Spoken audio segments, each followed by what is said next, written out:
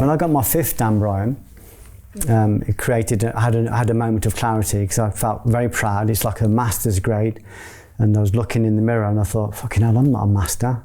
I was 4 stone overweight. I was addicted to sexual porn. I was having affairs. I was extremely violent. There was kindness there still. I was still a nice person. I still had time for people, but I was so deeply insecure.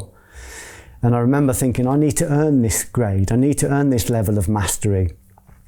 If I can't even control my own waist measurement, how can I claim any autonomy at all? If I can't stop myself from being unkind about people, it means I don't even understand causality. And Sri Aurobindo, who is one of my gurus, he's not alive now, but he's one of my incorporeal gurus, says that you can't even begin to work. That's why I loved it when you said about, I get reciprocity, because that is, you can't work until you get that. You can't even begin to work until you get that. Because you don't understand the rules. You don't understand the fixed laws. Once we understand the fixed laws, you go, fucking hell, is that what it is? I'm going to make sure I don't think, say, or do anything that I don't want to see again. And how do we do that? We go in and find all the parts of us that want to think and say and do unkind things, and you could say we go to war with them, but we convert them. We have to go in and we have to either kick them out or we have to bring them up into the furnace of volition through our work and convert them. Right. So people should be conscious of every thought, every action, everything inside of them, because that will manifest their reality. It does, right? Yeah. And there's a great quote in the beginning of the book, and you just made reference to it now, that all of the problems of the world are also inside of us. Yeah. And that it's a way of saying we are all one in many ways. I remember there was a terrorist attack on the London Bridge many years ago, and I pulled out my phone and decided I'd make a vlog about it. And I felt a lot of pain. I love the city and I hate seeing that. And I said, we're all responsible for this. Yeah. We're all responsible for this person that decided they had no other option but to start stabbing people.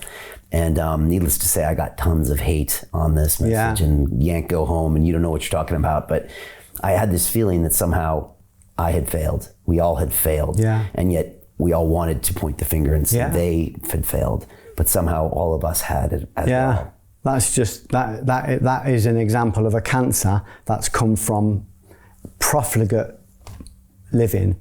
So if we drop a pebble into anywhere in the pool, the ripples will meet everywhere in the pool. So karma is a fatberg. Everybody contributes. Some people think they're just committing little venial sins that don't matter, so they don't really count. But venial sins can add up into mortal sins. They can grow. If I'm contributing at all, if I'm responsible for a part of it, I'm responsible for all of it. So everything affects everything all the time. So people don't want to, they don't want to know. This is what the Greek philosopher Aeschylus said. Knowledge is painful. Because we suddenly go, oh, that's what I was doing. Oh, I contributed to that.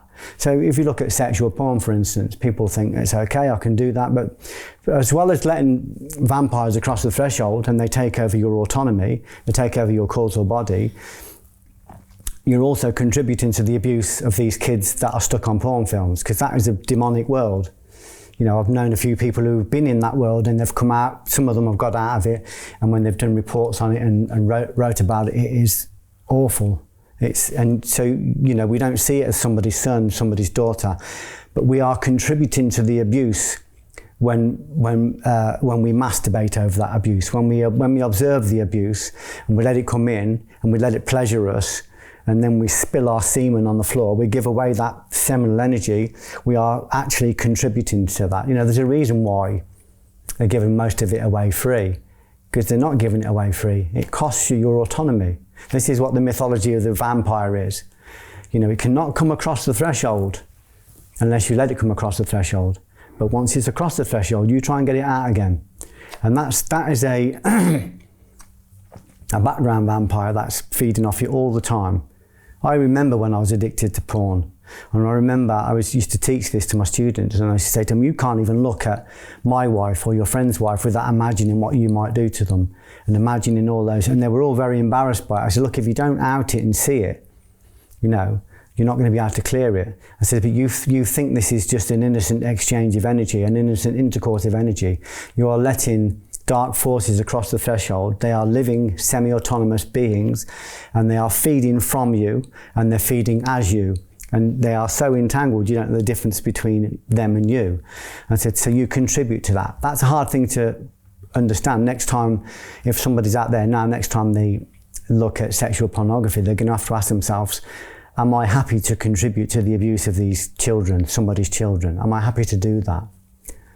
And if I can't stop myself from even, then maybe it'll take a little bit of time for them to understand it. Maybe they will reject that.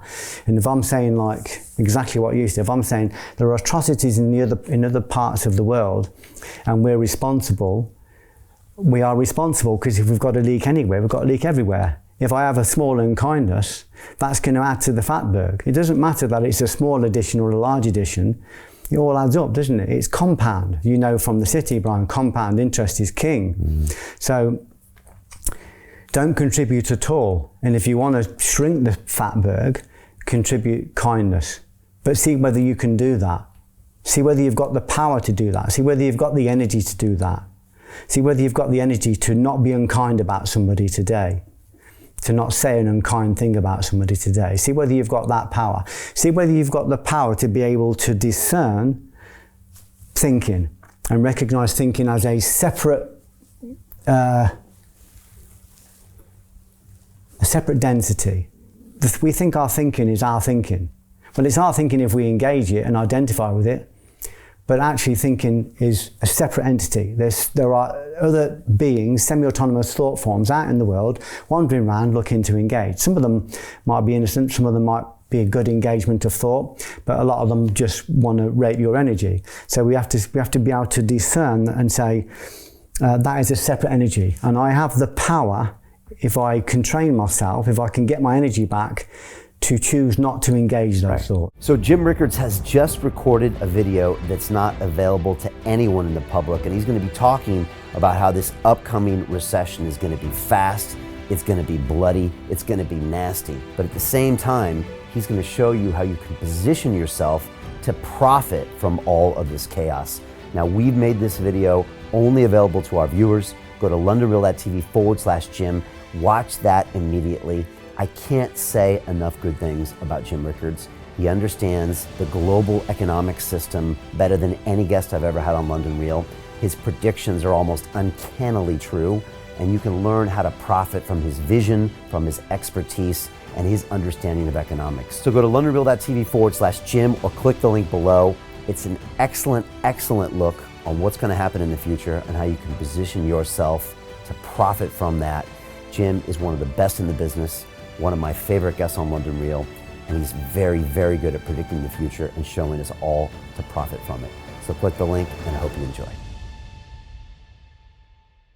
Hey, it's Brian Rose, founder of the DeFi Academy. I've told you my 4-week crypto bootcamp is amazing, but don't take my word for it. This is what my students are saying. The DeFi Academy was an amazing experience for me. It took me totally out of my comfort zone. In this course, I was challenged, I was held accountable, and pushed to do things that honestly weren't always easy. It's been phenomenal, and I can't believe we're already up on our 4 weeks. It has flown by. Going through this DeFi accelerator by far was one of the best courses I've taken. You do this course, you really get into the nitty-gritty of the activities that will make you comfortable with decentralized finance. Thank you so much to Brian and everyone at London Real and the DeFi Academy for even putting together an amazing course like this. Anybody else that wants to do it, please sign up. It is well worth the money.